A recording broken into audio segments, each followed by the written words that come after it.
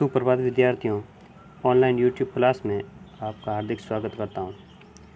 विद्यार्थियों, हमारा पाठ चल रहा था तीसरा, जिसका नाम है हिमालय की बेटियां, और इस पाठ के लेखक हैं विद्यार्थियों नागार्जुन। तो विद्यार्थियों, पहले वीडियो में हमने आधा पाठ पढ़ा था, शेष पाठ इस वीडियो में पढ़ेंगे। तो आइए कंटिन्यू करते हैं।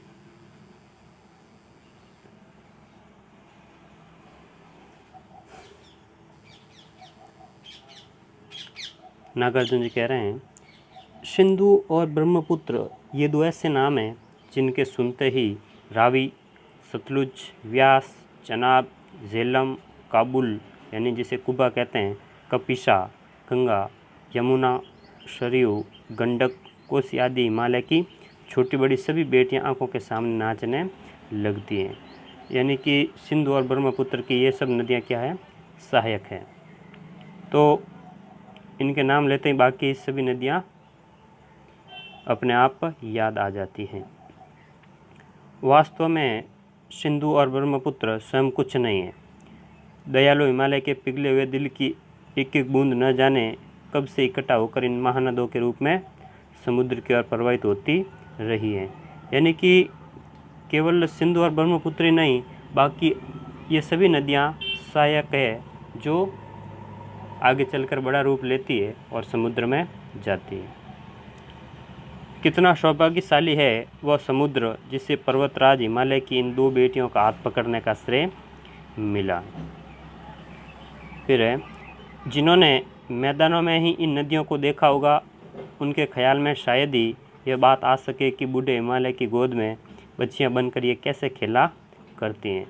यानी कहने का मतलब है कि जिन्होंने इन नदियों को पहाड़ों से, हिमालय से उतरते हुए नहीं देखा, सीधे मैदानों में ही देखा, उनको ये नहीं पता कि ये किस प्रकार छोटी छोटी एक एक बूंद मिलकर ये पहाड़ों से उतरती है और आगे जाकर भयंकर रूप लेती है, यानी बड़ा रूप लेती हैं।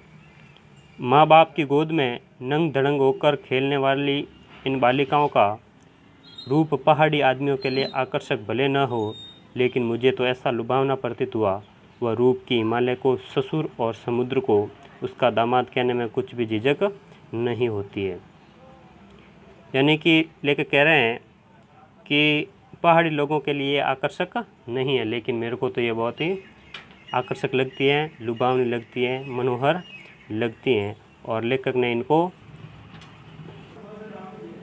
ने हिमालय को ससुर नाम से संबोधित किया है और समुद्र को दामाद। कालिदास के वीरही यक्ष ने अपने मेघदूत से कहा था, वैत्रवती यानी बेतवा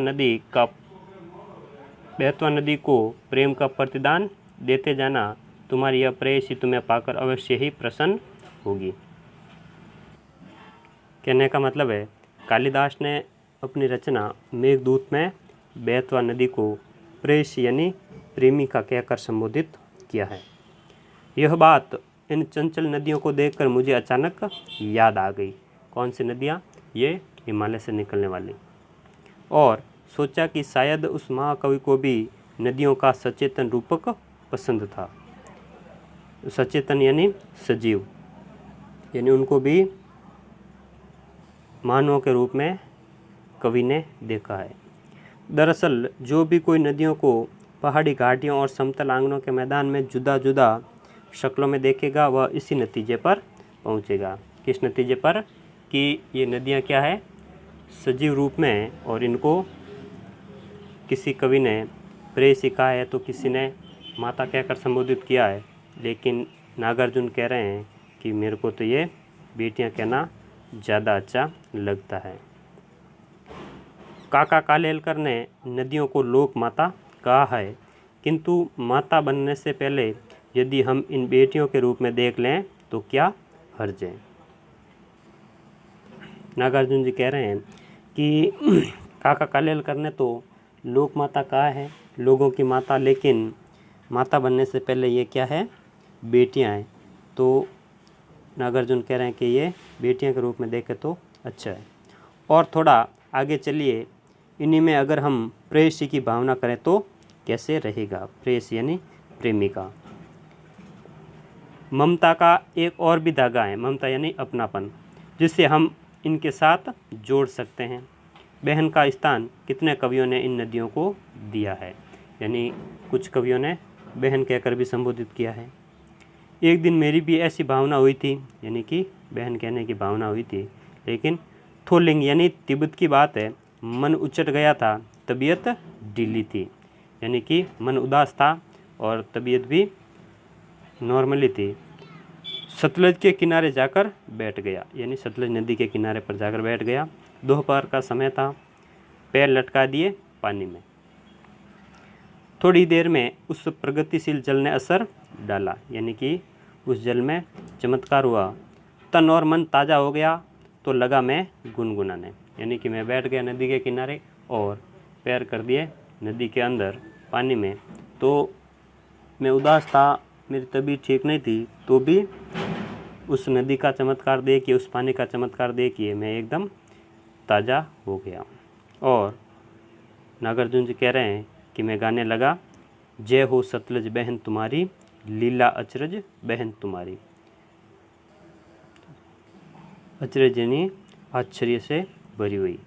हुआ मुदित मन उठा खुमारी, जाऊं मैं तुम पर बलिहारी, यानी तुम पर न्योछावर हो जाऊं। तुम बेटी यह बाप हिमालय, चिंतित पर चुपचाप हिमालय। प्रकृति नदी के चित्रित तट पर अनुपम अद्भुत छाप हिमालय। अनुपम यानी जिसकी कोई उपमा न हो, तुलना न की जा सके। और फिर लिखा है, जय हो सतलज बहन तुम्हारी। तो विद्यार्थियों, ये था हमारा पाठ हिमालय की बेटियाँ। आशा करता हूँ आपको ज़रूर अच्छा लगा होगा। अगले वीडियो में हम पार्ट 4 के साथ फिर हाजिर होंगे। तब तक के लिए धन्यवाद।